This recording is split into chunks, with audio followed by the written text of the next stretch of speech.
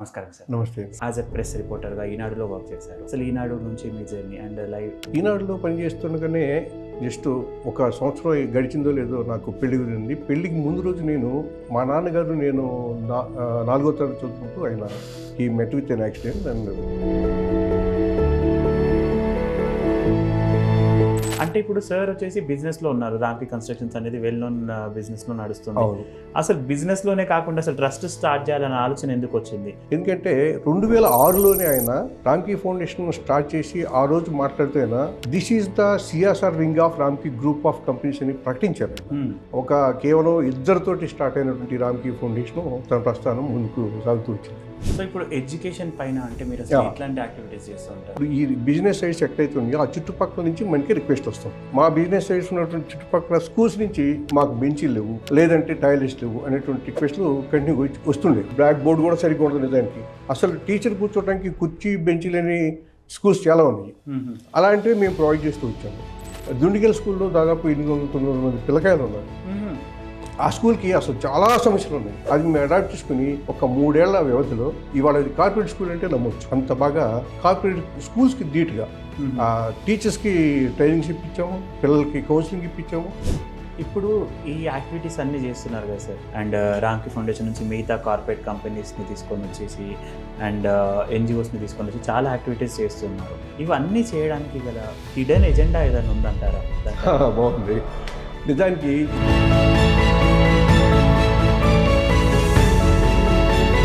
మేము విన్నాం ఇంకొకటి సెక్స్ వర్కర్స్ పైన కూడా మీరు ఎక్కువ వర్క్ చేస్తున్నారు విన్నారు. ఇది చాలా విభిన్నమైనటువంటి అంశం అండి. ఎందుకంటే నాకు తెలిసి ఏ కార్పొరేట్ కూడా అసలు ఈ సెక్టార్లో పనిచేయడానికి ముందుకు రాలేదు. అమీర్పేటలో ఒక చిన్న ఆఫీస్ పెట్టేసి అక్కడ ఈ కార్యక్రమం స్టార్ట్ అయ్యింది. మాకు ఇచ్చిన టార్గెట్ 1000 మంది. ఈ హై రిస్క్ గ్రూప్ ఉమెన్ని తీసుకురావడం మా వల్ల కాలేదు. అదే ఎందుకంటే మా దగ్గర ఎక్స్పీరియన్స్డ్ క్యాండిడేట్ లేదు.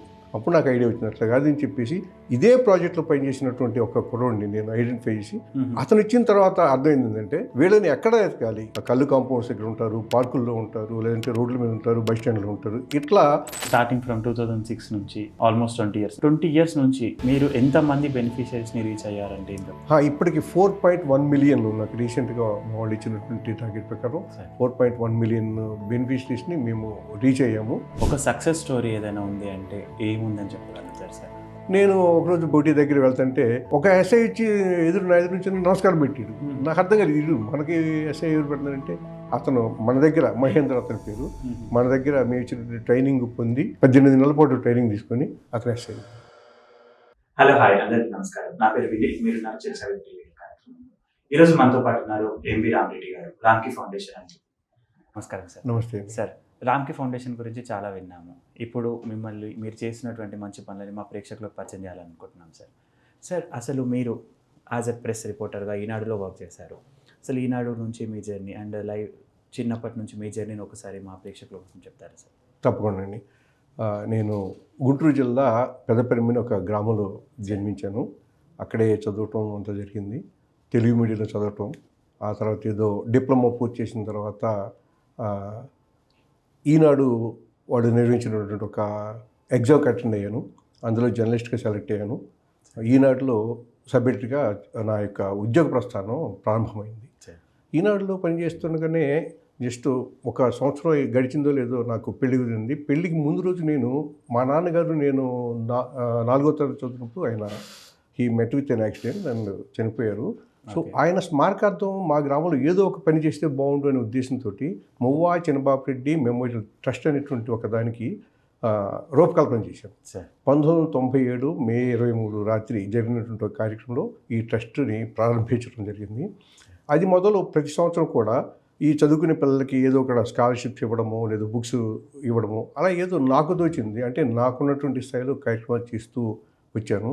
అయితే 2005లో జరిగినటువంటి ఒక యానివర్సరీకి మా ఊరు అల్లుడైనటువంటి రామ్కీ గ్రూప్ ఫౌండర్ ఆళ్ళ ఏజీ రామరెడ్డి గారిని చీఫ్ గెస్ట్గా నేను పిలవడం జరిగింది.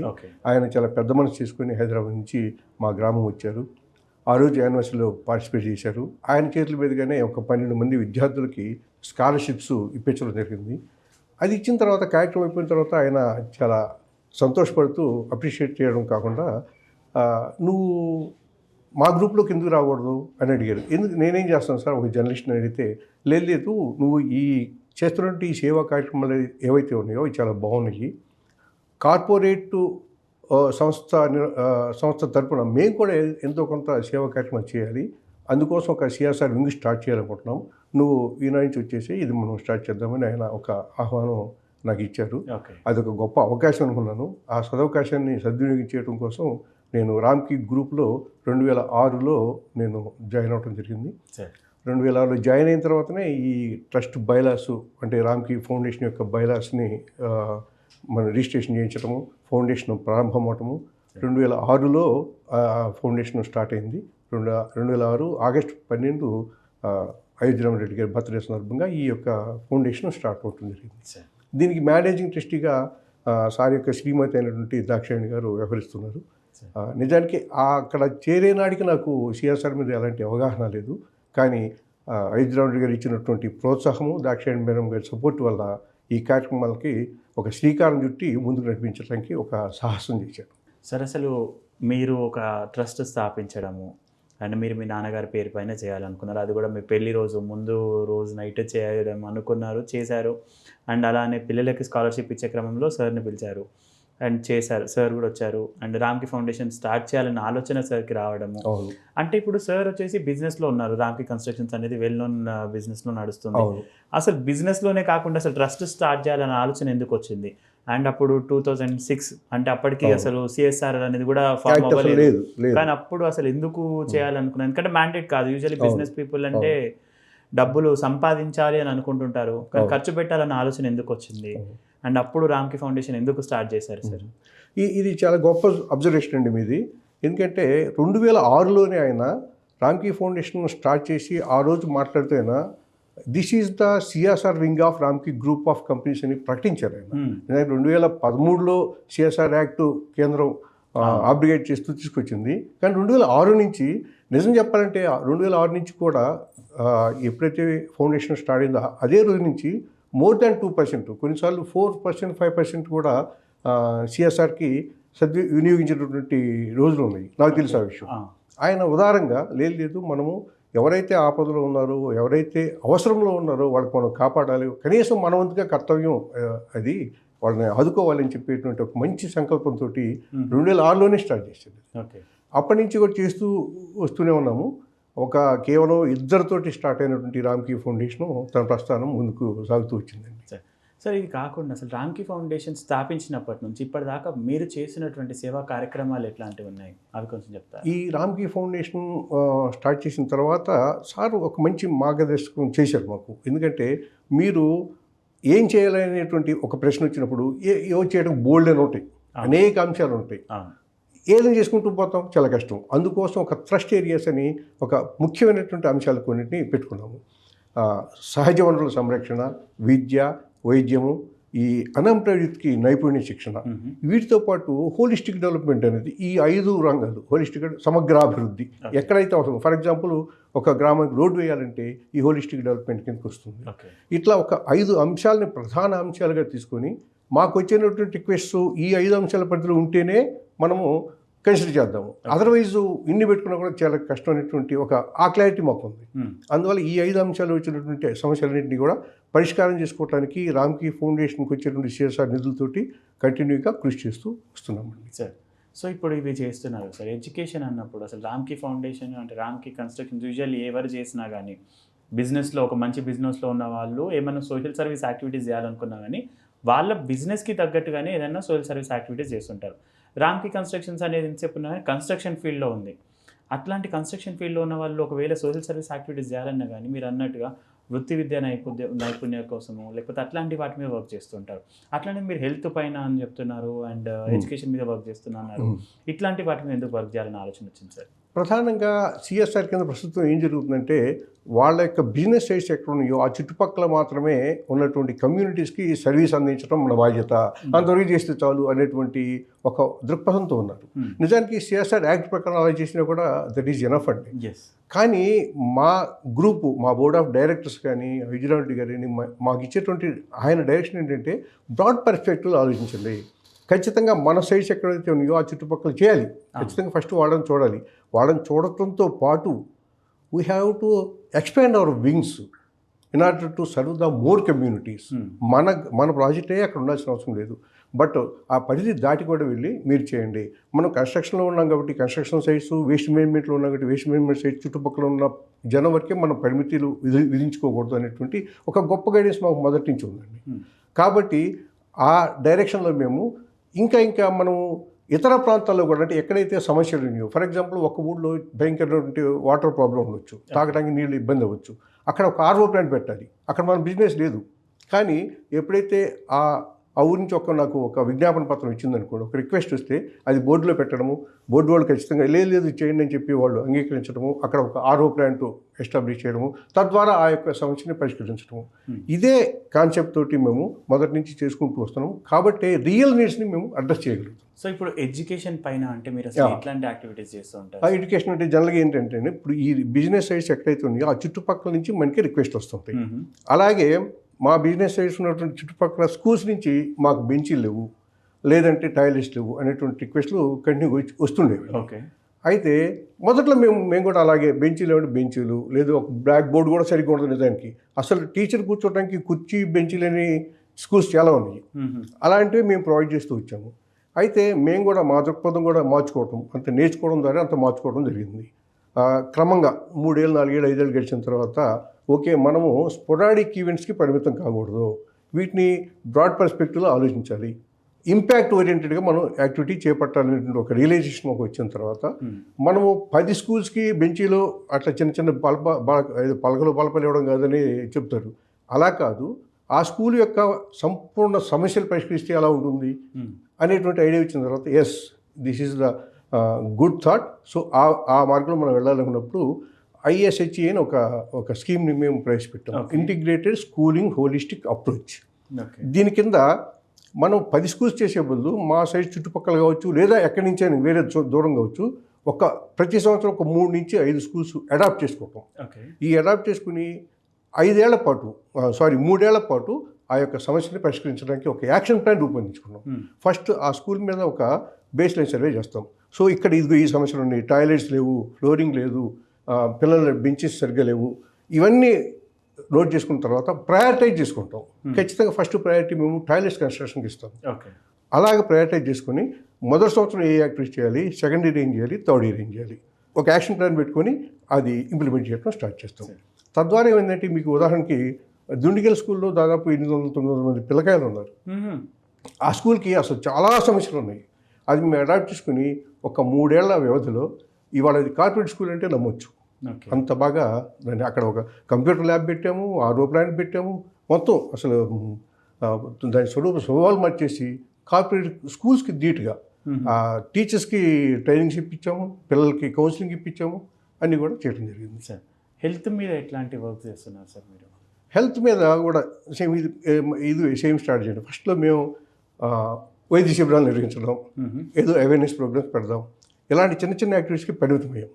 కానీ క్రమేణా అది కూడా రియలైజ్ అయ్యాం, అలా కాదు, మనము సమగ్రంగా ఒక సర్వీస్ చేయాలంటే ఏం చేయాలనుకున్నప్పుడు మాకు వచ్చినట్టు ఇసిఆర్ ఫస్ట్ ఏం చేసామంటే ఒక మొబైల్ మెడికల్ వ్యాన్ ప్లాన్ చేస్తే బాగుండని ఒక ఆలోచన వచ్చింది. దానికి చాలా కాస్ట్ అయింది నిజానికి. ఒక ఫోర్స్ వెహికల్ కొనాలి, దాన్ని ఫ్యాబ్రికేట్ చేయించాలి, అందులో డాక్టర్ రూమ్ ఉండాలి, ల్యాబ్ టెక్నీషియన్ రూమ్ ఉండాలి, ఇంత వ్యవహారం ఉంటుంది. అలాగే మరి మెడిసిన్ ఫ్రీగా ఇవ్వాలి, కొన్ని టెస్టులు చేయించాలి, ఇది చాలా కాస్ట్లీ కదా, అయినా సరే చేద్దాం. మా బోర్డు అప్రూవ్ ఇచ్చిన తర్వాత ఆ కార్యక్రమాన్ని శ్రీకారం చుట్టాం. అట్లా మొదలైనటువంటి ఒక 2 వ్యాన్లు, ఆ వ్యాన్లో MBBS డాక్టర్ ఉంటాడు, నర్స్ ఉంటుంది, lab technician, pharmacist, driver and project coordinator, 6 సిబ్బందితో ప్రతిరోజు కూడా ఒక 2 నుంచి 3 గ్రామాలు వెళ్తుంది, 50 నుంచి 60 మందికి ట్రీట్మెంట్ ఇస్తుంది. వాళ్ళకి అవసరమైనటువంటి బ్లడ్ టెస్ట్లు కావాలంటే అప్పటికప్పుడే చేయటము, ర్యాండమ్ టెస్ట్, ఒక 10 నుంచి 15 రకాల ర్యాండమ్ టెస్ట్ చేస్తారు. తర్వాత 57 రకాల బేసిక్ మెడిసిన్ అవైలబిలిటీ ఉంటుంది. వాడికి ఏ అవసరం అయితే ఆ మెడిసిన్ ఇవ్వడము, తర్వాత ఫాలోఅప్ కూడా ఉంటుంది. ప్రతి 2 రోజులకు ఒకసారి మా కోఆర్డినేటర్ ఫోన్ చేసి ఎలా ఉందని అనటము, ఇలా చేయడం ద్వారా ఇది చాలా బాగుంది అనేటువంటి అభిప్రాయానికి వచ్చాం. ఆ ఎక్స్పీరియన్స్ మాకు పెద్ద ఎలిజిబిలిటీ అయింది. ఎలాగంటే SBI ఫౌండేషన్ వాళ్ళు ఒక RFP వేశారు, రిక్వెస్ట్ ఫర్ ప్రపోజల్ ఇన్వైట్ చేశారు. ఇట్లా మెడికల్ వ్యాన్స్ నడపడానికి అప్లై చేసుకోమన్నారు. ఓకే. మాకు అప్పటికే ఈ 2 వెహికల్స్, ఇంకొక 2 వెహికల్స్, మొత్తం 4 వెహికల్స్ నడిపినటువంటి అనుభవం ఉంది. ఈ అనుభవంతో అప్లై చేయడము, వాళ్ళు వెంటనే శాంక్షన్ చేయడము. ఒరిస్సాలో చాలా మారుమూల జిల్లాలైనటువంటి కలహండి, కోరాపుట్ లాంటి ఒక 4 జిల్లాలకి, ఒక్కో జిల్లాకి ఒక్కొక్క వ్యాన్ చొప్పున వాళ్ళు దానికి స్పాన్సర్ చేయడం జరిగింది. ఇప్పుడు వాళ్ళ సహకారంతో అక్కడ 4 జిల్లాల్లో మేమే ఈ సర్వీస్ చేస్తున్నాం. అక్కడ నిజంగా చాలా దుర్భరమైన స్థితుల్లో ఉన్నారు వాళ్ళు. వాళ్ళకి బేసిక్ హెల్త్ ఫెసిలిటీస్ కూడా లేవు. బట్ ఎప్పుడైతే ఈ వ్యాన్ వెళ్తుందో వాళ్ళందరికీ కూడా ఈ హెల్త్ సర్వీస్ ఉంటుంది. చాలా హ్యాపీగా ఉన్నారు. సార్, ఇది రామ్కీ ఫౌండేషన్ అనేది ఓన్లీ తెలుగు రాష్ట్రాలలో అండ్ ఒడిశా ఇట్లాంటి ప్లేసెస్లోనే ఉందా, లేకపోతే ఇంకా బయటికి ఎక్కడైనా ఎక్స్పాండ్ అయ్యి ఉందా? మొదట్లో చాలా కాలం మేము తెలుగు రాష్ట్రాలకి పెరుగుతున్నాము. కానీ గత 10 సంవత్సరాలుగా ఒక్కొక్క రాష్ట్రం దాటుకుంటూ ప్రస్తుతం 19 రాష్ట్రాల్లో 350 మంది పైగా సిబ్బందితోటి 100 కోట్ల రూపాయల విలువైన ప్రాజెక్ట్స్. ఇది నేను చెప్పేది 2025-26 ఆర్థిక సంవత్సరం కోసం. బట్ ఈ సంవత్సరానికి ఇంకా మా టార్గెట్ డబుల్ పెట్టుకుని చేస్తున్నాం. అది ఎలాగంటే కేవలం మాకొచ్చే అంటే రామ్కీ గ్రూప్ ఆఫ్ కంపెనీస్ ఇచ్చేటువంటి సిఎస్ఆర్ ఫండ్స్కే పరిమితం కాకుండా, ఎందుకంటే మేము చేయగల శక్తి మా దగ్గర ఉంది, చేయగల మ్యాన్ పవర్ ఉన్నారు, గ్రౌండ్ లెవెల్లో సమస్యల్ని అవగాహన చేసుకుని ఆ సమస్యను ఎలా పరిష్కారం చేసుకోగలం అనేటువంటి ఐడియా ఉన్నటువంటి వ్యక్తులు మా దగ్గర ఉన్నారు. కాబట్టి మేము అయితే ఇదే వ్యవస్థ అన్ని సిఎస్ఆర్ వింగ్స్కి లేవు. చాలా కార్పొరేట్స్కి 100 కోట్లు 200 కోట్లు సిఎస్ఆర్ ఫండ్స్ ఉన్నటువంటి కార్పొరేట్స్ ఉన్నాయి. కానీ వాళ్ళకి ఇలాంటి వ్యవస్థ లేదు. మాకు అదృష్టవశాత్తు మొదటి నుంచి ఇలాంటి వ్యవస్థను మేము రూపుదిద్దుకుంటూ వచ్చాం. కాబట్టి వీళ్ళందరూ కూడా ఎక్స్పీరియన్స్డ్ పీపుల్ ఉన్నారు. సో మా ఈ స్ట్రెంగ్త్ తోటి వాళ్ళతో టైఅప్ అయ్యి వాళ్ళ సిఎస్ఆర్ ఫండ్స్ కూడా వాళ్ళు సూచించిన ఏరియాలో కావచ్చు, లేదా మేము అడిగినటువంటి లొకేషన్ కావచ్చు, ఎక్కడన్నా కానీ ఎక్కడైతే నీడ్ ఉందో ఆ నీడ్ని పరిష్కరించడం కోసం వాళ్ళతో టైఅప్ అయ్యి మేము వర్క్ చేయడం జరుగుతుందండి. సార్, యూజువల్లీ ఏ కార్పొరేట్ కంపెనీ అయినా కానీ, లేకపోతే ఒక బిజినెస్ టైకోన్లో ఉన్నటువంటి రామ్కీ ఫౌండేషన్, రామ్కీ కన్స్ట్రక్షన్స్ లాంటి వాళ్ళు కానీ, వాళ్ళు సొంతంగానే వాళ్ళ ఉన్న సిఎస్ఆర్ ఫండ్నే స్పెండ్ చేయాలనే ఆలోచనతో ఉంటారు. కాకపోతే ఇక్కడ రామ్కీ ఫౌండేషన్కి వచ్చే వరకు మాత్రం మీరు మిగతా కార్పొరేట్ కంపెనీస్తో కలిపి వాళ్ళ సిఎస్ఆర్ ఫండింగ్ని కూడా మీరు యూజ్ చేసి మీరు ఇంప్లిమెంటింగ్ పార్ట్నర్గా ఉంటున్నారు కదా సార్. అసలు అది ఎందుకు ఉంటున్నారు? అండ్ ఆ కార్పొరేట్ కంపెనీస్ మిమ్మల్ని ఎందుకు నమ్మేసి వస్తున్నాయి ముందుకి? మంచి ప్రశ్న. నిజానికి ₹1 గ్రౌండ్ లెవెల్లో ఎఫెక్టివ్గా ఖర్చు చేయడం అంత తేలికైన విషయం కాదండి. అది దానికి ఒక గైడ్లైన్స్ ఉండాలి, స్ట్రిక్ట్ సిస్టమ్ ఉండాలి. ఇవన్నీ కూడా మాకు ఇందాక మీరు చెప్పినట్టు ఇంప్లిమెంటేషన్ స్ట్రాటజీ మాకు చాలా పక్కాగా ఉంది. ఉదాహరణకి హెచ్డిఎఫ్సి బ్యాంకు వాళ్ళతో మేము టైఅప్ అవడం కోసం దాదాపు 8 నెలల పాటు వాళ్ళు మాకు ప్రతి నెల 5-6 మీటింగ్స్ పెట్టి, వర్చువల్ కాల్స్ పెట్టి ఓ పట్టణం వాళ్ళు కన్విన్స్ కాదు. ఎందుకంటే అంత స్ట్రిక్ట్గా గైడ్లైన్స్ వాళ్ళకు కూడా ఉంటాయి. వాళ్ళకు ఖచ్చితంగా ఉండాలి. ఎందుకంటే ₹1 గ్రౌండ్ లెవెల్లో పెట్టేటప్పుడు దాన్ని సద్వినియోగంగా ఉన్నటువంటి అభిప్రాయం వాళ్ళకు కూడా ఉండాలి. అలా వీళ్ళు చేయగలరా లేదనే దానికి అనేక రకాల టెస్టులు చేసి వాళ్ళు ఓకే చేశారు. ఓకే చేసిన తర్వాత కర్ణాటకలోని యాద్గిరి అనేటువంటి ఒక ఊళ్ళో ఒక జిల్లా కేంద్రం, అక్కడ ఒక స్కిల్ డెవలప్మెంట్ ట్రైనింగ్ సెంటర్ పెట్టమని మాకు పర్మిషన్ ఇచ్చారు. అప్పటికీ వాళ్ళ సరైన నమ్మకం లేదు.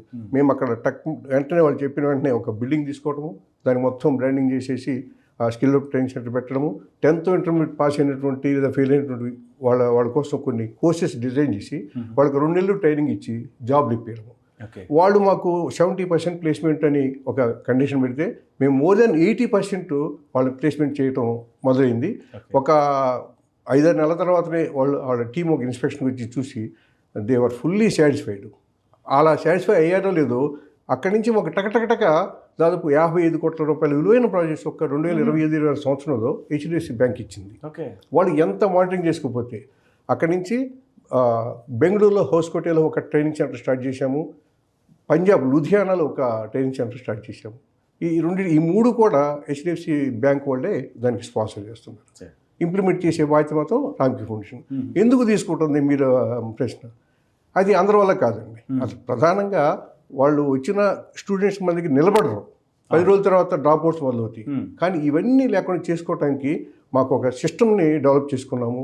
అంత కమిటెడ్గా పనిచేసేటువంటి ఎంప్లాయీస్ కూడా మా దగ్గర ఉన్నారు. కాబట్టి ఇది నిర్విఘ్నంగా కొనసాగుతుంది సార్. ఇంకొకటి, ఈ రామ్కీ ఫౌండేషన్ సేవా కార్యక్రమాలు అనేటివి ఎంతసేపు రామ్కీ కన్స్ట్రక్షన్స్ ఉన్నటువంటి ఏరియాస్లోనే చేస్తూ ఉంటారా, లేకపోతే బయట ఏరియాస్లో కూడా? అస్సలు కాదండి. అసలు నిజానికి ఆ మాటకు వస్తే మా సైట్స్ ఎక్కడైతే ఉన్నాయి, మా బిజినెస్ సైట్స్ ఎక్కడ ఉన్నాయో ఆ చుట్టుపక్కల చేసే యాక్టివిటీ చాలా తక్కువ. అయోధ్యరావు గారికి ఉన్నటువంటి విస్తృతమైనటువంటి పేరు కారణంగా అటు రాజకీయంగా కావచ్చు, ఇటు అధికారికంగా కావచ్చు, అటు వ్యాపారపరంగా కావచ్చు, మాకు విపరీతమైన రిక్వెస్ట్ వస్తాయండి. విపరీత వేరియస్ స్టేట్స్ నుంచి వస్తాయి. పైగా సార్కి తీసినటువంటి గుజరాత్, రాజస్థాన్ అక్కడి నుంచి కూడా కొంతమంది ఎంపీలు ఫోన్ చేస్తుంటారు. వాళ్ళు కూడా అడుగుతారు. కాబట్టి ఎక్కడ అవసరం ఉందో అక్కడ మేము పెట్టగలిగే అవకాశం ఉంటే ఖచ్చితంగా సార్ యొక్క డైరెక్షన్ తీసుకొని ఖర్చు పెడుతూనే ఉంటాం. కాబట్టి రామ్కీ సైట్సే ప్రాధాన్యం కాదు. అలాగని రామ్కీ సైట్స్ చుట్టుపక్కల విలేజ్ నుంచి మాకు రిక్వెస్ట్ వస్తే ఖచ్చితంగా దాన్ని అడ్రస్ చేసి తీరుతాం. సార్ ఇది కాకుండా ఇప్పుడు కొత్తగా ఏదైనా ఒక విలేజ్ని కానీ ఏదైనా అడాప్ట్ చేసుకోవాలనేసి రామ్కీ ఫౌండేషన్ అప్రోచ్ కావాలంటే ఎట్లా అప్రోచ్ అవ్వచ్చు సార్? నిజానికి దానికి చాలా సిస్టమ్ ఉంటుందండి. బట్ దానికన్నా ముందు ఇంకొకటి చెప్తాను మీరు అడిగిన దానికి. మాకు ఒక మంచి ఐడియా వచ్చింది. HRDP అంటే హోలిస్టిక్ రూరల్ డెవలప్మెంట్ ప్రోగ్రామ్. దీని కింద ఒక 10 లేదా 20 గ్రామాలు తీసుకుని ఆయా గ్రామాల్లో ఉన్నటువంటి మౌలిక వస్తువులు ఏమేమి లేవు అని గుర్తించి ముందు బేస్లైన్ సర్వే చేస్తాం, నీడ్ ఐడెంటిఫికేషన్ చేస్తాం. ఆ ప్రకారం వాటన్నింటినీ ప్రొవైడ్ చేయాలంటే అది ఖచ్చితంగా 1 ఇయర్లోనో 6 నెలలోనో అయ్యేది కాదు. ఒక 3 నుంచి 5 ఏళ్ల పాటు ఒక పీరియడ్ పెట్టుకుని ఈ 3 నుంచి 5 ఏళ్లలో కనీసం ఆ 20 గ్రామాల్లో మౌలిక వస్తువులు మనం డెవలప్ చేయడంతో పాటు నిరుద్యోగులకి కొంత ట్రైనింగ్స్ ఇవ్వడం ద్వారా ఉద్యోగాలు ఇప్పించడము, రూరల్ విమెన్కి ఎవరైతే ఉన్నారో వాళ్ళకి ఏదో ఒక ఉపాధి కల్పించడం కోసం అవసరమైన చేతి వృత్తులు డెవలప్ చేయడము, ఇవన్నీ కూడా సిస్టమేటిక్గా ఒక ప్రపోజల్ డెవలప్ చేసాం. అయితే ఎవరికైనా కూడా ఒక పరిమితులు ఉంటాయి. రామ్కీ ఫౌండేషన్కి, రామ్కీ గ్రూప్ నుంచి ఇచ్చేటువంటి నిధులకు కూడా ఒక పరిమితి ఉంటుంది. అవి మాకు కొంచెం ఫండ్స్ ప్రాబ్లం వచ్చినప్పుడు లక్కీగా ఈ HDFC బ్యాంక్ వాళ్ళు కూడా ఈ HRDP ప్రోగ్రామ్ తోటి ముందుకు వచ్చారు. కాబట్టి మేము అడ్మిన్కి సంబంధించి మేము బాధ్యత తీసుకొని ఇంప్లిమెంటింగ్ ఏజెన్సీగా మేము వ్యవహరిస్తూ వాళ్ళతో టైఅప్ అయ్యి ప్రస్తుతం త్రిపురలోని అంటే వెస్ట్ త్రిపురలో ఒక 20 గ్రామాలు, తర్వాత తెలంగాణలోని నారాయణపేట జిల్లా నర్వ మండలంలో ఒక 20 గ్రామాలు తీసుకొని ఈ HRDP ప్రోగ్రాం చేస్తున్నాం. ఓకే, అది చాలా గొప్ప కార్యక్రమం.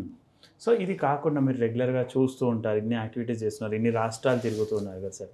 ఇన్ని రాష్ట్రాలు తిరుగుతున్నప్పుడు మీకు ఇన్ని యాక్టివిటీస్ చేస్తున్న క్రమంలో ఏదైనా ఒక మంచి కార్యక్రమం చేశాను, ఈరోజు నాకు మనస్ఫూర్తిగా అనిపించింది, తృప్తిగా ఉంది అనిపించినటువంటి రోజు ఏదైనా ఉందా సార్?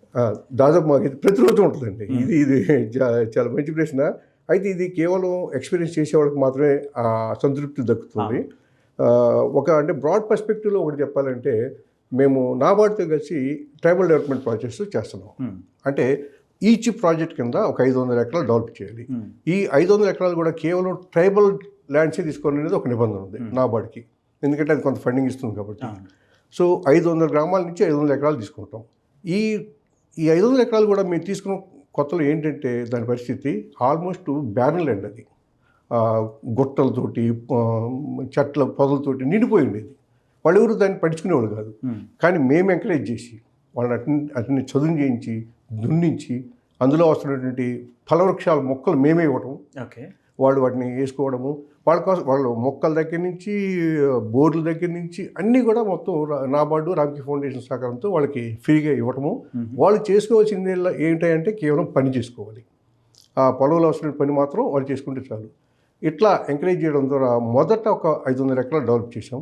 అది దాదాపు 90% సర్వైవల్ రేట్ రావడంతో నాబార్డు చాలా హ్యాపీ ఫీల్ అయ్యి నెక్స్ట్ ఇంకో ప్రాజెక్ట్ అలా ఇచ్చుకుంటూ పోయారు. తెలంగాణ, ఆంధ్ర, వెస్ట్ బెంగాల్ ఈ మొత్తం కలిపి 10 ప్రాజెక్ట్స్ కింద దాదాపు 4,500 ఎకరాల పైగా ఈ భూముల్ని బ్యారన్ ల్యాండ్స్ని హార్టికల్చర్ హబ్స్గా మార్చడం జరిగింది. అది చాలా పెద్ద కృషి అండి. తద్వారా ఏమవుతుందంటే ఈ ట్రైబల్ పీపుల్కి ఎవ్రీ ఇయర్ వాళ్ళు ఫ్రూటింగ్ వచ్చిన తర్వాత ఎవ్రీ ఇయర్ వాళ్ళకి ఇన్కమ్ వస్తుంది. వాళ్ళు కౌలుకి ఇచ్చిన పర్లేదు, వాళ్ళకు కాయలు కూర్చున్న పర్లేదు. సహజంగా ఆ నేల యొక్క స్వభావాన్ని బట్టి అక్కడ మ్యాంగో వేయాలా, క్యాషు వేయాలనేది మేము అంటే హార్టికల్చర్ డిపార్ట్మెంట్తో సమన్వయంతో మేమే చెప్తాము, వాళ్ళు ఆ పంట వేస్తారు. అయితే వాళ్ళు చాలా గొప్పగా పని చేసుకుంటారు, వాళ్ళ పని వాళ్ళు చేసుకుంటారు. కానీ మనం నడిపించాలి, కొంచెం డైరెక్షన్ ఇవ్వాలి. ఇలా చేయడం జరిగింది. ఇక్కడ ఒక మంచి సక్సెస్ స్టోరీ ఏం చెప్పాలంటే, అరకు దగ్గరలో కుయ్యూరు అని ఒక మండలం ఉంది. అంటే ఇది విశాఖ రీజియన్. అది ప్రస్తుతం ఏఎస్ఆర్ డిస్ట్రిక్ట్ కిందకి వస్తుంది, అల్లూరి సీతారామరాజు జిల్లా కిందకి వస్తుంది. అక్కడ 3 ప్రాజెక్ట్స్ కింద 1,500 ఎకరాలు మేము డెవలప్ చేయడం జరిగింది. అది క్యాషు మొత్తం 70% క్యాషు. తర్వాత నేను వెళ్ళినప్పుడు చూసినప్పుడల్లా నాకు ఒకటి అనిపించేది, అరే ఇంత ఇది కాకుండా మనం వేసిన 1500 ఎకరాలు కాకుండా 15,000 ఎకరాలకు పైగా క్యాష్, ఎగ్జిస్టింగ్ క్యాష్ ఉంది, ఓకే. ఫ్రూటింగ్ వస్తుంది, సంవత్సరం కోసుకుంటున్నారు వీళ్ళు. వాటిని ఏం చేస్తున్నారని నేను గమనిస్తే బయట నుంచి వైజాగ్ నుంచో, శ్రీకాకుళం నుంచో, పలాస్ నుంచో ఈ మధ్యవర్తులు వచ్చేసి వాళ్ళు కొనుక్కుంటున్నారు. ఓకే. ఈ రా మెటీరియల్ కొనుక్కొని తక్కువ రేటు కొనుక్కు తీసుకెళ్ళిపోతున్నారు. అంటే అక్కడ ఒక్కటి కూడా క్యాష్ ప్రాసెసింగ్ యూనిట్ లేదు. Okay. So why can't we establish one unit అనేది ఒక ఆలోచన నాకు వచ్చింది. ఓకే. వచ్చిన తర్వాత రామ్కీ ఫౌండేషన్ ఆ పని చేయకూడదు, ఎందుకంటే అది బిజినెస్, ఫౌండేషన్ బిజినెస్ చేయకూడదు. అట్లా అని చెప్పేసి వాళ్ళు చేసుకోవడానికి వాళ్ళకి ఏమైనా అవగాహన లేదు. రామ్కీ ఫౌండేషన్ కేవలం తెర వెనుక నిలబడి ఒక మొదటి 2 ప్రాజెక్ట్స్ కలిపి, అంటే 500 + 500 1000 మంది రైతులతోటి ఒక ఫార్మర్స్ ప్రొడ్యూసర్ కంపెనీ ఏర్పాటు చేసి ఎఫ్పిసి ఫామ్ చేసాం. మీరు తమరు 1000 మంది ఒక్కొక్కరు 1000 రూపాయలు కట్టేశారు. 10 లక్షల రూపాయలు వాళ్ళ అకౌంట్లోకి వచ్చినాయి. ఓకే.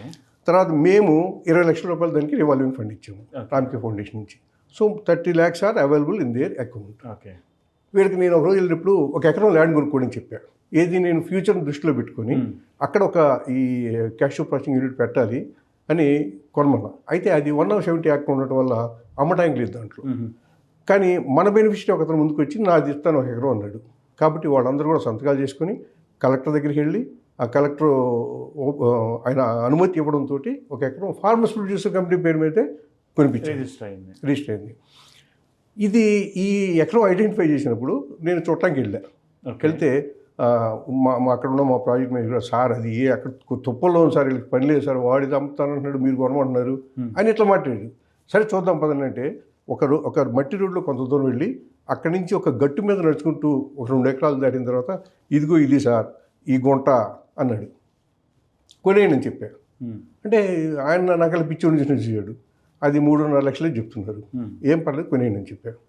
కొనేశారు. ఈ కలెక్టర్ నేను చెప్పినట్టు ఆ కలెక్టర్ అనుమతితో కొనేశారు. కట్ చేస్తే ఒక 8 నెలల తర్వాత దాని పక్క నుంచి భువనేశ్వర్ నుంచి రాజమండ్రి హైవే పోయింది. దాని పక్కన సరిగ్గా దాని పక్క నుంచే, దాని పక్కన ఈ ల్యాండ్ ఉంది. ఓకే. ఇప్పుడు దాని వాల్యూ మనం మాట్లాడుకోవడానికి లేదు, అంత వాల్యూ వచ్చింది ఆ ల్యాండ్కి. సో ఆ ఎసెట్ కూడా ఇప్పుడు ఎవరు చెందుతుంది? ఎఫ్పిసికి చెందుతుంది. ఓకే. సో అక్కడ ఇప్పుడు ఏం చేసినట్టు ఇమీడియట్గా ఒక గోడౌన్ కట్టించాం, ఒక పెద్ద షెడ్ వేయించాం.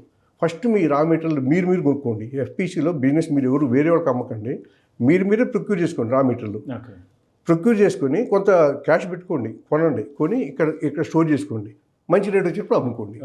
ఇట్లా వాళ్ళని బిజినెస్ చేసుకోవడానికి ఎంకరేజ్ చేసాం. ఇది తొలి దశ. రెండో దశలో ఏంటి, అక్కడ ఇప్పుడు క్యాష్ ప్రాసెసింగ్ యూనిట్ పెట్టాలి. అది కొంచెం కోట్ల రూపాయలతో పైన. ఎలాగా దానికి ఒక స్కీమ్ ఐడెంటిఫై చేసాం. ఎంఎస్ఎంఈ కింద సిడిపి అని, అంటే క్లస్టర్ డెవలప్మెంట్ ప్రోగ్రామ్ని ఒక ప్రోగ్రామ్, అది ప్రస్తుతం వర్కౌట్ చేస్తాం. ఆల్రెడీ చాలా దూరం ప్రయాణించిన దాంట్లో కూడా ఇంకా 2-3 నెలల్లో మాకు ఒక పాజిటివ్ రిజల్ట్ వస్తుంది అనుకుంటున్నాం. అది కనుక అప్రూవల్ వస్తే ఒక ఎంఎస్ఎంఈ నుంచి దాదాపు అక్కడ కొన్ని 100 మంది కాదు 1000 మంది రైతులకి చాలా మేలు జరుగుతుందండి. అది ఖచ్చితంగా ఆ క్యాష్ ప్రాసెసింగ్ యూనిట్ అక్కడ ఇనాగ్రేషన్ జరగాలి. మీ టీం కూడా రావాలి, ఇది నా కోరిక. తప్పకుండా సార్. సో ఇప్పుడు అంతమంది రైతులకి మీరు చేదోడు వాదోడు ఉండి వాళ్ళు నడిపించబోతున్నారు. అవును.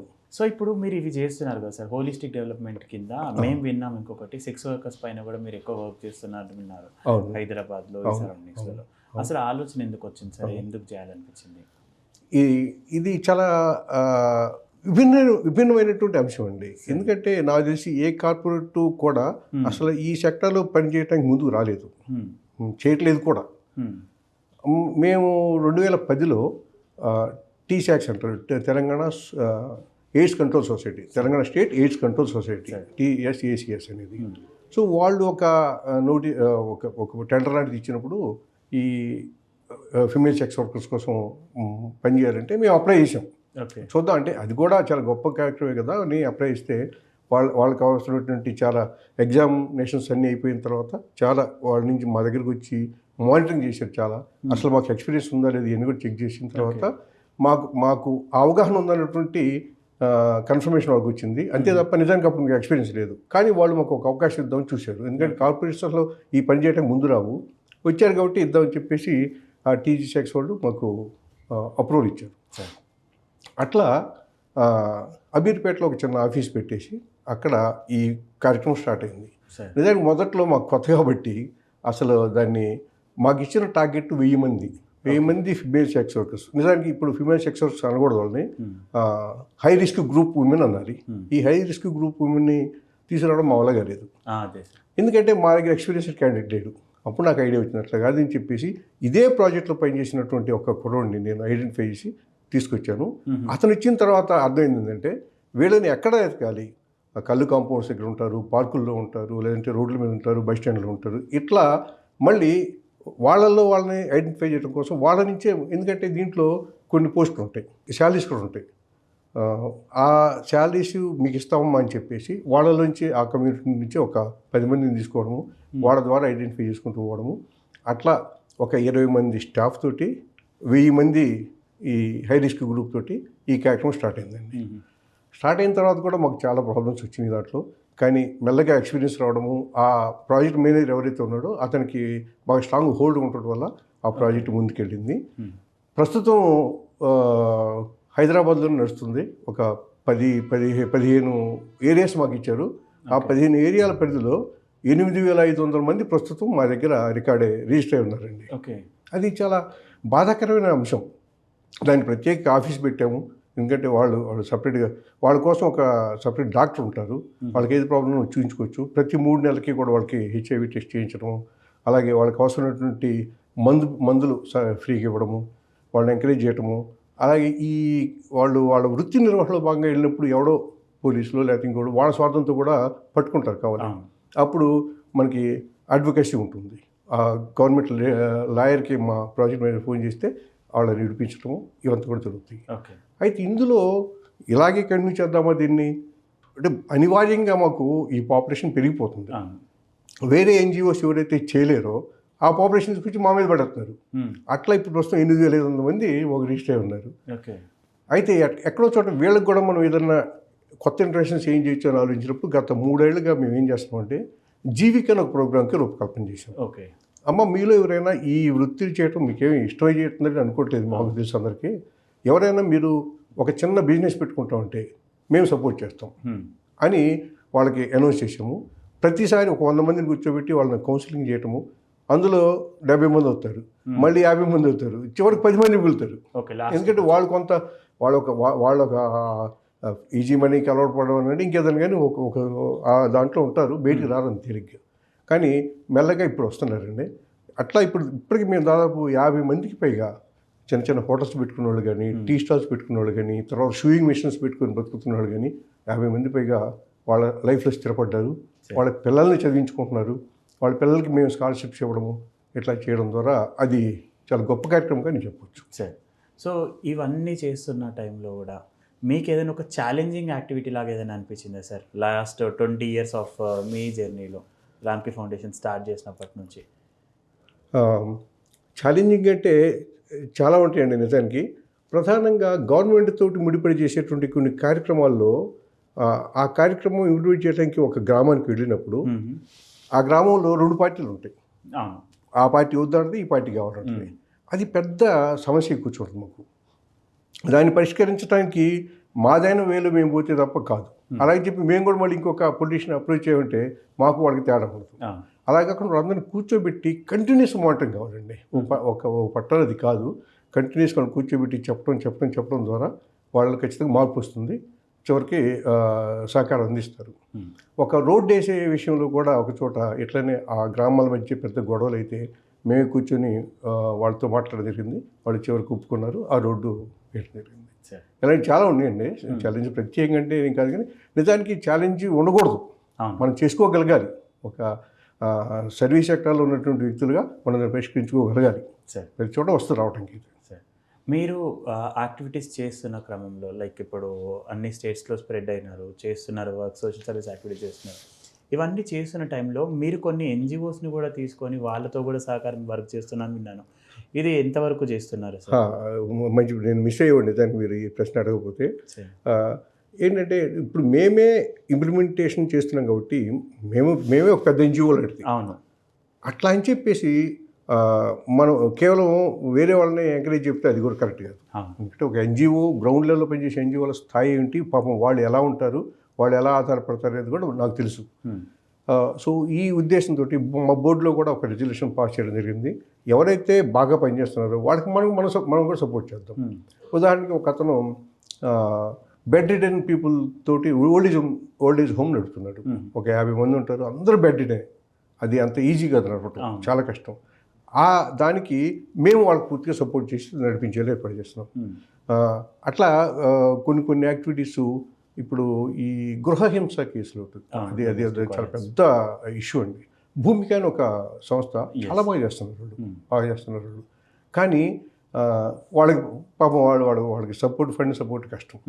లాస్ట్ ఇయరే మమ్మల్ని అప్రోచ్ చేయరు, లాస్ట్ ఇయర్ చేయలేకపోయాము, బట్ ఇప్పుడు స్టార్ట్ చేసాము ఆల్రెడీ. యాక్టివిటీ మొత్తం వాళ్ళే చేస్తారండి, మేము జస్ట్ కేవలం ఫండ్ సపోర్ట్ ఇస్తాము. వాళ్ళు కొంచెం మేము మా సహకారంతో చేస్తున్నట్టుగా వాళ్ళు కూడా ఆ యాక్టివిటీని నడుపుతున్నారు. అది చాలా సంతృప్తించేటువంటి అంశం. అయితే ఎన్జిఓస్ కూడా గ్రౌండ్ లెవెల్లో చాలా బాగా పనిచేయగలిగితే చాలా గొప్ప రిజల్ట్స్ వస్తాయి.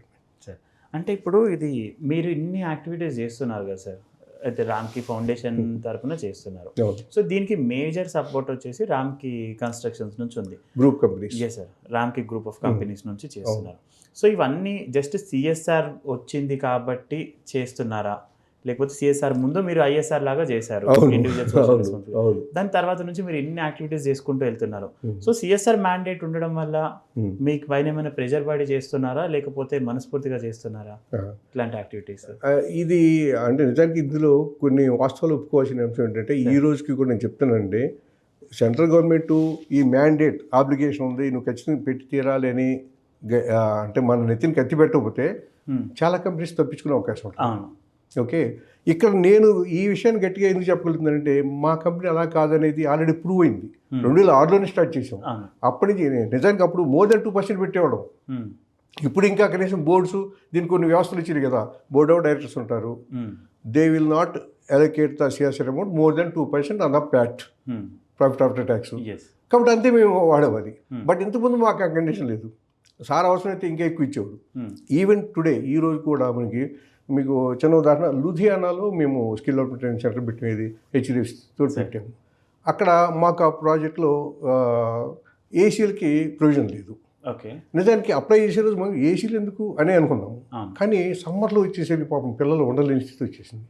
అక్కడ కొన్ని ఏసీలు కావాల్సి వచ్చినాయి, ఇంకేదో వాటర్ ప్యూరిఫైర్, ఇవన్నీ కూడా మేము రామ్కి ఫౌండేషన్ పెట్టాము. కాబట్టి మా బోర్డ్ ఆఫ్ డైరెక్టర్స్ ఆల్వేస్ చెప్పేది ఏంటంటే, ఎక్కడ అవసరమైతే అక్కడ మనం ఖచ్చితంగా మనం ఎక్స్ట్రా సపోర్ట్ ఇవ్వాలి. అది నీకు సిఎస్ఆర్ ఎలొకేషన్ లేదా స్పెషల్ అప్రూవల్ తీసుకో, స్పెండ్ చేయి. ఇది కాబట్టి మేము మోర్ దాన్ చేస్తున్నాము.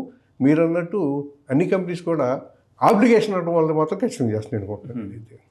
సో ఇది కాకుండా అంటే నాట్ ఓన్లీ అండర్ సిఎస్ఆర్ కాకుండా మీరు ఇంకా చేస్తున్నటువంటి యాక్టివిటీస్ ఇంకేమైనా ఉన్నాయా సార్ రామ్కి ఫౌండేషన్ ద్వారా? ఉమెన్ ఎంపవర్మెంట్లో భాగంగా మేము కొన్ని యాక్టివిటీస్ బాగా చేస్తున్నామండి.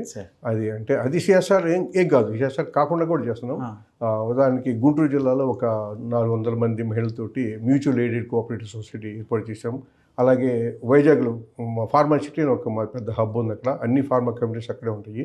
ఆ చుట్టుపక్కల ఉన్నటువంటి దాదాపు 10 గ్రామాల నుంచి ఒక 1000 మంది మహిళలతో కలిపి ఒక ఆదర్శ మ్యూచువల్ ఎయిడెడ్ కోఆపరేటివ్ సొసైటీని ఒకటి ఫామ్ చేసాము. దీంట్లో దాదాపు ఒక 70 నుంచి 100 మంది ఆ ఫార్మాసిటీలోనే ఈ గ్రీన్ వర్క్స్ ఉంటాయి, ఆ చెట్లకు నీళ్లు పోయడం దగ్గర నుంచి అటు మెయింటైన్ చేయడం, అక్కడ వాళ్ళు ఒక 100 మంది ఎంప్లాయీస్గా పనిచేస్తున్నారు. కొంతమందితో ఏమన్నా ఈ డట్టాలు, ఫ్లోర్ క్లీనరు ఇలాంటి తయారు చేసేటువంటి ప్రొడక్షన్ యూనిట్స్ పెట్టించాము, దాని మీద సంపాదించుకుంటారు. ఇట్లా వాళ్ళకి ఆంటర్‌ప్రెన్యూర్‌షిప్ డెవలప్మెంట్లో భాగంగా మహిళల్ని ఎంకరేజ్ చేయటం, అలాగే పొదుపు నేర్పడం ద్వారా వాళ్ళు లోన్ సౌకర్యం ఇచ్చుకోవటం, ఇలాంటి ఇంటర్వెన్షన్స్ కూడా మేము చేస్తున్నామండి. ఇవి బహుశా సిఎస్ఆర్లో చేయాల్సిన అవసరం లేదు, అలా కాకుండా చేస్తున్నాయి చాలా ఉన్నాయి. సో ఇప్పుడు ఓవరాల్గా చూస్తే సార్ రామ్కి ఫౌండేషన్ నెక్స్ట్ 10 years తర్వాత ఎలా ఉండాలి అనేసి మీ విజనరీ ఉంది sir as a president of రామ్కి ఫౌండేషన్ తరఫున? అంటే నా విజన్ కన్నా కూడా మా ఫౌండర్ యొక్క విజన్ అయితే ఆయన ఇప్పుడు మేము ఏదో లాస్ట్ ఇయర్ 100 crores టచ్ అయ్యామని చెప్పేసి మేము చంకలు గుర్తుకుంటున్నాం. బట్ ఆయన ఏమంటాడంటే, ఈ పాటికి నువ్వు 1000 కోట్లు చేసి ఉండాల్సింది. అంటే 1000 కోట్లు అంటే ఇన్ టర్మ్స్ ఆఫ్ ఫైనాన్స్ కాదు ఆయన మాట్లాడుతుంది, అంత సర్వీసు 1000 కోట్లు అంటే అంత సర్వీసు జనాలకు వెళ్ళాలి. నిజానికి ఆయన ఇప్పుడు కూడా మాకన్నా చాలా ముందు ఉంటారండి. ఆయన రీచ్ అవ్వడం ఒక అసాధ్యం, బట్ పరిగెత్తడానికి అయితే ప్రయత్నం చేస్తున్నాం. ఆయన వ్యూ నుంచి నేను చాలా కష్టం చెప్పలేం కానీ ఆయన అప్పుడు చెప్పాలంటే అన్ని దేశాల్లో చేయాలని అంటే కానీ బట్ కనీసం నా మటుకు మీరు అన్న ప్రకారం ఈ 10 సంవత్సరాల తర్వాత ఖచ్చితంగా రామ్కీ ఫౌండేషన్ యొక్క వేళ్ళు ప్రతి రాష్ట్రంలో ఉండటం అనేది పక్కన పెట్టేసి భారతదేశంలోని ప్రతి రాష్ట్రంలో ఉండటంతో పాటు కనీసం ప్రతి మండలంలో కూడా దీనికి సంబంధించినటువంటి చిన్న కార్యాలయాలైనా కనుక అక్కడ మనం ఓపెన్ చేయగలిగితే కమ్యూనిటీకి ఖచ్చితంగా మేలు జరుగుతుందండి. అది బాగుంటుంది సార్. ఇప్పుడు ఈ యాక్టివిటీస్ అన్నీ చేస్తున్నారు కదా సార్, సర్వీస్ యాక్టివిటీస్ ఇవన్నీ చేస్తున్నారు. అండ్ రామ్కీ ఫౌండేషన్ నుంచి మిగతా కార్పొరేట్ కంపెనీస్ని తీసుకొని వచ్చేసి అండ్ ఎన్జిఓస్ని తీసుకొని వచ్చి చాలా యాక్టివిటీస్ చేస్తున్నారు తెలుగు రాష్ట్రాల్లో కానివ్వండి మిగతా రాష్ట్రాల్లో. ఇవన్నీ చేయడానికి గల హిడెన్ ఎజెండా ఏదైనా ఉందంటారా? లైక్ పొలిటికల్గా ఉన్నారు కదా సార్ కూడా, సో హిడెన్ ఎజెండా ఏదైనా ఉందంటారా? బాగుంది. నిజానికి చాలా కీలకమైన విషయం మీరు అడిగింది. సార్ ఏ రోజు కూడా తన పొలిటికల్ మైలేజ్ అంటే ఆయన ఒక రాజ్యసభ సభ్యుడిగా ఉన్నారు అంతే. అంతే తప్ప ఆయన ఎప్పుడు కూడా టార్గెట్ చేసి నేను నా రాజకీయ పరంగా ఎంత విస్తరించాలని ఏ రోజు లేదు ఆయనకి. ఒకవేళ ఉన్నా కూడా ఇప్పుడు కూడా ఆయన రామ్కీ ఫౌండేషన్ యొక్క సర్వీస్ని ఆయన యొక్క పొలిటికల్ మైలేజ్ కోసం ముడి పెట్టరు కూడా 100% ఇష్యూ. ఇంకా చెప్పాలంటే ఈ రోజు వరకు మాకున్న స్వేచ్ఛలో ఒక చిన్న ఎగ్జాంపుల్ చెప్పాలి. ఇన్ని సంవత్సరాలు దాదాపు 20 ఏళ్ళు కంప్లీట్గా పోతుంది. ఇన్ని సంవత్సరాల వ్యవధిలో సార్ ఏ రోజు కూడా సార్ కానీ మేడం కానీ రామరెడ్డికి వచ్చిన ఫండ్స్ నుంచి ఈ అమౌంట్తో అది చేయి పలానా చేయి ఏ రోజు ఆయన మమ్మల్ని ఆక్షేపించలేదు, ఆజ్ఞాపించలేదు, అసలు ఆజ్ఞాపించలేదు. మాకు బోర్డు సిస్టమ్ ఉంటుంది, ఒక బోర్డు డైరెక్టర్స్ ఉంటారు, వాళ్ళకి మేము ఒక యాక్షన్ ప్లాన్ సబ్మిట్ చేస్తాం, ఆ ప్రకారం మాత్రమే వెళ్ళాలి. ఏ రోజు కూడా ఆయన ఆజ్ఞాపించలేదు. ఇంకా మీరు అన్నదాన్ని బాగా తవ్వి చూసుకుంటే 1-2 సందర్భాలు కనపడతాయి. ఆయన ఫోన్ చేసి ఒక రోజు నాకు ఎవరికొక 10 lakhs మనం విరాళం ఇవ్వాల్సి వచ్చింది, కానీ ఇది నీకు సిఎస్ఆర్ కింద బుక్ చేసుకోవడానికి అవకాశం ఉందా చెక్ చేసుకో. నెంబర్ 2 నిజంగా ఆ యాక్టివిటీ అక్కడ అవసరం ఉందా లేదా చెక్ చేసుకో. నెంబర్ 3 వాళ్ళు అడిగినటువంటి ప్లాంట్ అక్కడ పెడితే దాని తర్వాత కూడా సరిగ్గా సద్వినియోగం చేసుకుంటారా లేదా చెక్ చేసుకో. ఈ చెక్ చేసుకున్న తర్వాత నువ్వు సాటిస్ఫై అయితే మాత్రమే అక్కడ యాక్టివిటీ చేయమని చెప్పారు. ఓకే, ఇంత ట్రాన్స్పరెంట్గా ఇంక మీకు బహుశా ఇంకెవరు ఉంటారు. కాబట్టి ఎక్కడా కూడా రామ్కీ ఫౌండేషన్ సర్వీస్కి పొలిటికల్ యాస్పిరేషన్కి సంబంధం లేదు, ఉండదు. సరే. సో మీరు ఇప్పుడు చాలా కార్పొరేట్ కంపెనీస్తో వర్క్ చేస్తున్నారు. సో 2006లో స్టార్ట్ చేసినప్పటి నుంచి మీకు అంత ఫినాన్షియల్గా కూడా సపోర్ట్ ఎక్కువ రాకుండొచ్చు. లైక్ 2013లో సిఎస్ఆర్ మ్యాండేట్ వచ్చిన తర్వాత దానిపైన కార్పొరేట్ కంపెనీస్ కూడా ఎక్కువ ఇంట్రెస్ట్ వచ్చి చేస్తున్నాయి. సో చేసిన క్రమంలో ఇప్పటిదాకా చేసినప్పుడు మీరు వాళ్ళ నుంచి ఏమైనా ఛాలెంజెస్ ఫేస్ చేశారా సార్? ఎందుకంటే రామ్కీ ఫౌండేషన్ ఈజ్ లైక్ ఏదో ఒక కార్పొరేట్ కంపెనీ, వాళ్ళు రన్ చేస్తున్న ఫౌండేషన్. సో దీనితోని మనం ఎందుకు చేయాలి, మనం పక్కన చేయొచ్చు కదా అన్నట్టు ఏమైనా వచ్చాయా? ప్రాజెక్ట్ సైన్ చేసిన తర్వాత కూడా మధ్యలో బ్రేక్ చేసుకున్న ఛాలెంజెస్ ఏమైనా ఉన్నాయా? మీరు చివరిలో చెప్పినట్లు కొన్ని మంచి కార్యక్రమాలు ఒక డోనార్ సాయంతో మేము స్టార్ట్ చేయడం జరిగింది. ప్రత్యేకించి మున్సిపల్ సాలిడ్ వేస్ట్ మేనేజ్మెంట్లో భాగంగా చాలా ఎస్హెచ్జిస్ని మొబిలైజ్ చేసి వాళ్ళతోటి వాల్యుయేషన్ చేయించాం. చాలా బాగా జరిగినాయి. కానీ ఆ డోనార్కి తనకు వచ్చినట్టు అనేక సమస్యల కారణంగా మధ్యలో బ్రేక్ చేశారు. అది కొంచెం బాధ అనిపించింది. అయితే కొంతకాలం మేము దాన్ని కంటిన్యూ చేయగలం, కానీ ఎక్కువ కాలం మేము కంటిన్యూ చేయలేకపోయాము. ఆ తర్వాత మీరు అడిగింది ఏంటంటే ఈ చాలా బాధేస్తాను కొన్నిసార్లు. నిజానికి మీరు అన్నట్లు కొన్ని కంపెనీస్కి వాళ్ళకి మంచి సిఎస్ఆర్ ఫండ్స్ ఉంటాయి, కానీ వాళ్ళకి బహుశా వాళ్ళు బాగా బిజీగా ఉండటం వల్ల దీని మీద ప్రత్యేకమైన ఫోకస్ లేకపోవడం తెలియదు. కానీ ఆ ఫండ్స్ని ఎలాగ యూటిలైజ్ చేసుకోవచ్చు అనే దాని మీద వాళ్ళు తక్కువ ఎక్సర్సైజ్ చేస్తున్నారు అని నా ఆరోపణ. వాళ్ళు మంచి ఎక్సర్సైజ్ చేస్తే, ఉదాహరణకి ఇప్పుడు మా దగ్గర మంచి టీం ఉంది, ప్లానింగ్ అండ్ ఎగ్జిక్యూషన్ కోసం ఒక టీం ఉంది. అందరూ కూడా మాస్టర్ ఆఫ్ సోషల్ వర్క్ చదివినటువంటి అబ్బాయిలు మన దగ్గర వర్క్ చేస్తున్నారు. వాళ్ళు అద్భుతమైన ప్రపోజల్స్ తయారు చేశారు, చాలా బాగుంటాయి. చాలా తక్కువ అమౌంట్ తోటి చాలా ఎక్కువ మైలేజ్ వచ్చేలాగా, ఎక్కువ మంది బెనిఫిషరీస్ కవర్ అయ్యేలాగా మంచి ప్రపోజల్స్ ఉన్నాయి. ఈ ప్రపోజల్స్ అనేక సార్లు మేము కొన్ని కార్పొరేట్ కంపెనీస్ వద్ద పెట్టినప్పటికీ కూడా వాళ్ళు కనీసం పరిశీలించడానికి కూడా ఇష్టపడిన కంపెనీలు కొన్ని ఉన్నాయి. కొంత ఎవాల్యుయేట్ చేసి చాలా బాగుందని చెప్పి అక్కడ ఆగిపోయినాయి ఉన్నాయి. బట్ ఇన్ని దశలు దాటినాక ఇప్పుడు చివరిగా మాత్రం వాళ్ళు ఒకసారి కన్విన్స్ అయితే మాత్రం మనం ప్రోగ్రామ్ స్టార్ట్ చేసిన తర్వాత చాలా హ్యాపీ ఫీల్ అయ్యి ఇంకా కొన్ని కొత్త ప్రాజెక్ట్స్ ఇవ్వడానికి కూడా వాళ్ళు ముందుకు వస్తున్నారు. సో ఖచ్చితంగా అంటే నా రిక్వెస్ట్ ఈ సందర్భంగా రిక్వెస్ట్ ఏంటంటే అన్ని సిఎస్ఆర్ వింగ్స్ వాళ్ళు కూడా గ్రౌండ్ లెవెల్లో ఎక్కువ కవరేజ్ కోసం ఇలాంటి ఎన్జిఓస్ ఎవరైతే ఉన్నారో వాళ్ళని ప్రోత్సహిస్తే చాలా బాగుంటుంది. సార్ బేసికల్లీ మీరు రామ్కి ఫౌండేషన్ నుంచి చాలా సేవా కార్యక్రమాలు చేస్తూ ఉంటారు అండ్ మీరు ఇప్పటిదాకా ఉన్నది కూడా ఆల్మోస్ట్ ఫుల్ టైమ్ ఎంప్లాయీస్గానే ఉన్నారు, 350 మెంబర్స్ ఎంప్లాయీస్. సో మీకు వాలంటీర్ సపోర్ట్ అనేది కూడా చాలా అవసరం వస్తుంది. సిఎస్ఆర్ సపోర్ట్ కూడా ఉంది మీకు ఇప్పటి వరకు అయితే. అండ్ వచ్చింది కూడా కార్పొరేట్ కంపెనీస్ నుంచి, అంటే ఎక్కువ బ్యాంకింగ్ రంగం నుంచి సిఎస్ఆర్ ఉంది. సో మీరు ఎప్పుడు కూడా ఐటీ సెక్టార్ పైన ఎక్కువ ఫోకస్ చేయలేదా సార్? బికాజ్ మీరు ఇప్పుడు హబ్ వచ్చేసి మీరు హైదరాబాద్లో ఉన్నారు, ఐటీ హబ్ కూడా మోస్ట్లీ హైదరాబాద్లో ఉంది.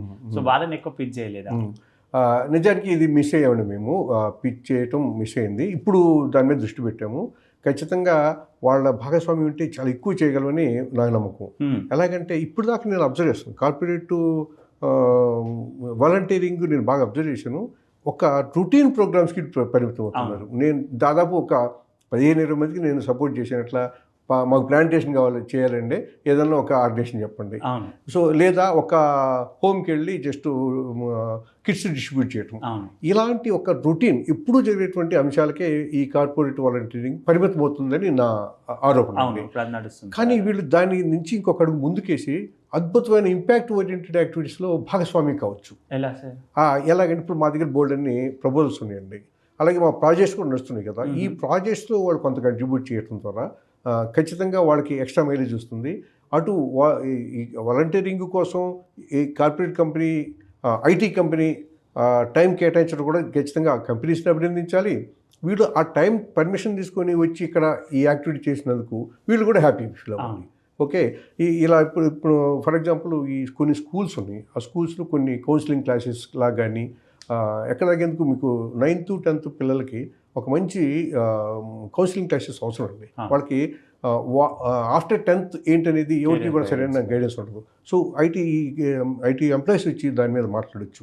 లేదు అంటే కూడా ఇంకా కొన్ని ఇంపాక్ట్ ఓరియంటెడ్ ప్రపోజల్స్ చాలా ఉన్నాయి మా దగ్గర. వాటిని వీళ్ళు ఇన్వాల్వ్ అవ్వడం ద్వారా, అంటే మిగతా ఐటీ కంపెనీస్ని కూడా భాగస్వామ్యం చేయడం ద్వారా ఇప్పుడు వీళ్ళందరూ కలిసి జస్ట్ ఒక టెంపరీ ఆ రోజుకి అయిపోయింది అది. అలాగే ఒక ప్రాజెక్ట్ ఓరియంటెడ్ యాక్టివిటీ ఎందుకు టేకప్ చేయకూడదు? వీళ్ళందరూ ఒక టీంలో ఏర్పడి వాళ్ళ కంపెనీతో మాట్లాడటమా, లేదా ఐటీ ఇంకో కంపెనీని అప్రోచ్ అవ్వడమా, ఏది ఒక ప్రపోజల్తో అప్రోచ్ అయ్యి మొత్తం వీళ్ళే ఒక ప్రాజెక్ట్ని ప్లాన్ చేయటము, ఎగ్జిక్యూట్ చేయటము, దాన్ని రిజల్ట్ చూపించటము చేస్తే అది ఆ కార్పొరేట్ వాలంటీరింగ్ నెక్స్ట్ లెవెల్కి వెళ్తుందని నా ఉద్దేశం. సో ఇప్పుడు ఇవి చేస్తున్నారు, ఇప్పుడు ఎవరైనా కార్పొరేట్ కానీ లేకపోతే ఏదైనా ఎన్జిఓ కానీ మీతో పాటు నడవాలి అనుకుంటే ఎట్లా నడవచ్చు సార్? ఖచ్చితంగా మాకున్నటువంటి యాక్టివిటీస్ లేదా మాకున్న కొత్త ఇన్నోవేటివ్ ప్రపోజల్స్లో భాగస్వామ్యం అవడం ద్వారా వాడికి సాటిస్ఫాక్షన్ ఉంటుంది అనుకుంటున్నాను. మీకు ఉదాహరణకి నిన్న మా టీంతో కూర్చొని డిస్కస్ చేసినప్పుడు ఒక కొత్త ఐడియా వచ్చింది. ఏమని, ఈ ఆల్రెడీ క్యాన్సర్ స్క్రీనింగ్ కూడా వ్యాన్స్ తయారైనవి వెళ్తున్నాయి.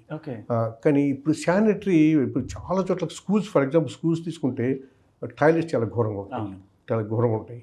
సో దానికి మేము మొబైల్ శానిటరీ వ్యాన్ అని చెప్పేసి ఒకటి ప్లాన్ చేసాము. ఆల్రెడీ కొన్ని నడుస్తున్నాయి, ఒక ఎంపీ గారు కూడా దాన్ని చేస్తున్నారు. బట్ మనము ఆ యాక్టివిటీని బాగా ఇంకా విస్తారం చేయాలనేది అనుకుంటున్నాం అనమాట.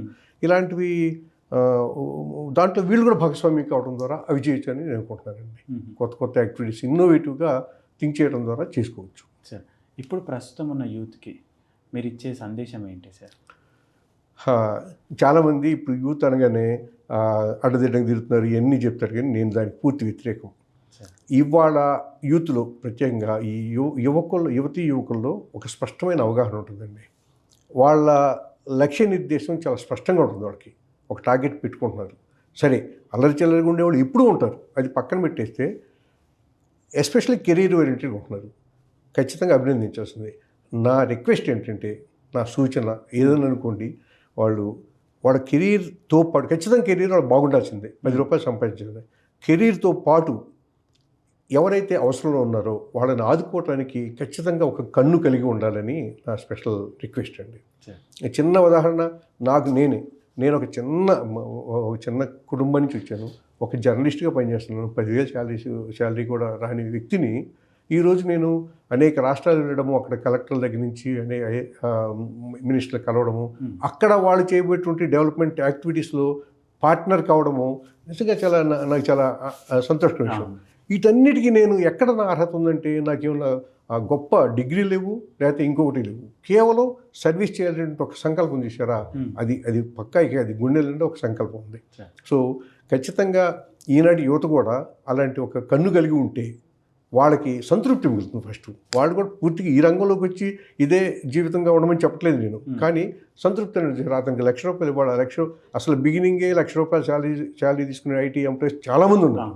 ఓకే, వాళ్ళు నేను నా రిక్వెస్ట్ ఎవ్రీ మంత్ ₹1,000 పెట్టుకో, ఒక ఓల్డ్ ఏజ్ హోమ్కి వెళ్ళి అక్కడ ఇవ్వు, లేదా అనాథ బలికి, లేదా మీ ఇంట్లో పనిచేసేటువంటి ఒక ఎవరన్నా మెయిడ్ ఉంటుంది, వాళ్ళ బాబు చదువుతున్నాడు, స్కాలర్షిప్ ఇలా చేస్తే మాత్రం నేను చెప్తున్నాను వాళ్ళకి గుండె నిండా గొప్ప సంతృప్తి మిగులుతుంది. సార్ ఇప్పుడు స్టార్టింగ్ ఫ్రమ్ 2006 నుంచి ఇప్పుడు 2026 ఆల్మోస్ట్ 20 years నుంచి, అవును 20 years నుంచి మీరు ఎంతమంది బెనిఫిషియరీస్ని రీచ్ అయ్యారంటే ఏం చెప్తారు? ఇప్పటికి 4.1 మిలియన్ నాకు రీసెంట్గా మా వాళ్ళు ఇచ్చినటువంటి టార్గెట్ ప్రకారం 4.1 మిలియన్ బెనిఫిషరీస్ని మేము రీచ్ అయ్యాము.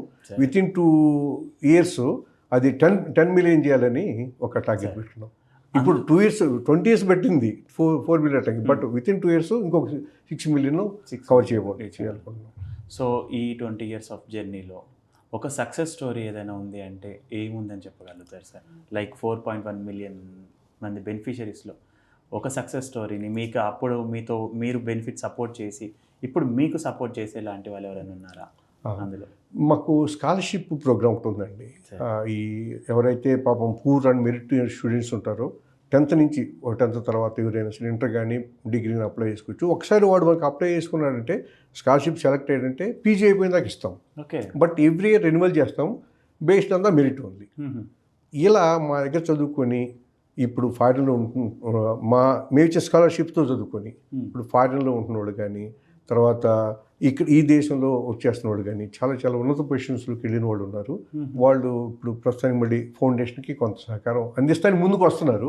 బట్ కొంతమంది వస్తారు, మనం దానికోసం అది ఒక టార్గెట్ పెట్టుకోలేదు కాబట్టి దాని గురించి పెట్టుకోవడం లేదు. బట్ అక్కడ కూడా మనం కొంత వాళ్ళని భాగస్వామ్యం చేయడం ద్వారా ఎక్కువ సర్వీస్ చేయొచ్చు. ఇది కాకుండా నసరాపేటలో అయోధ్య రామరెడ్డి గారు పుట్టి పెరిగిన ఇల్లు ఒకటి ఉంది. ఆ పక్కన రామ్కి ఫౌండేషన్ ఒక బిల్డింగ్ కట్టించారు. అందులో ఒక 2 ఫ్లోర్లలో ఆర్ఫన్ గర్ల్స్ హాస్టల్ నడుపుతున్నామండి. ఓకే, సో 10th తర్వాత ఇంటర్ ఫస్ట్ ఇయర్ నుంచి పీజీ వరకు చదివేటువంటి అమ్మాయిలకి అక్కడ ఫుడ్ అకామిడేషన్ ఫ్రీగా ఇస్తాము. వాళ్ళు కట్టలేకపోతే ఫీజు కూడా మేము కడతాము. అక్కడ చదువుకున్న ఒక అమ్మాయి గ్రూప్ ఆఫీసర్గా సెలెక్ట్ అయ్యి మొన్న సడన్గా ఒక స్వీట్ ప్యాకెట్ పెట్టుకొని వస్తే అసలు ఆ సంతోషం చెప్పలేదు. అట్లాగే మేము పోలీస్ ట్రైనింగ్ పడినప్పుడు ఈ పోలీస్ కానిస్టేబుల్ అండ్ ఎస్ఐఎల్ పోస్టులు పడ్డాయి. 400 మంది పైగా మేము ట్రైన్ చేస్తే 286 మంది పోలీస్ కానిస్టేబుల్ అయ్యారు, 52 మంది ఎస్ఐలు అయ్యారు. నేను ఒకరోజు కోటి దగ్గర వెళ్తుంటే ఒక ఎస్ఐ వచ్చి నా ఎదురు నుంచి నమస్కారం పెట్టాడు.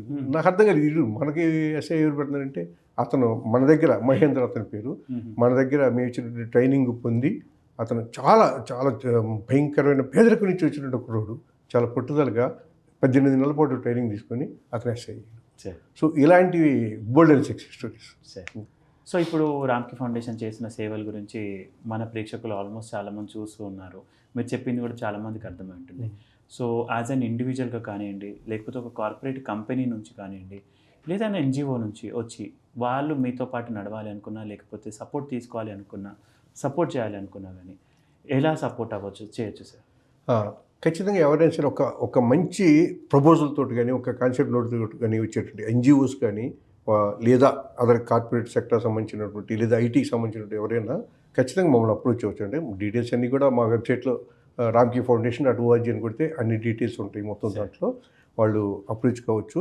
అండ్ ప్రధానంగా కొన్ని ఇప్పటిదాకా మేము మిస్ అవుతున్నాం అనుకున్న వాటిని ఇంకా ముందుకు తీసుకెళ్ళడానికి ఇది ఒక మంచి మార్గం లాగా నాకు కూడా అనిపించింది.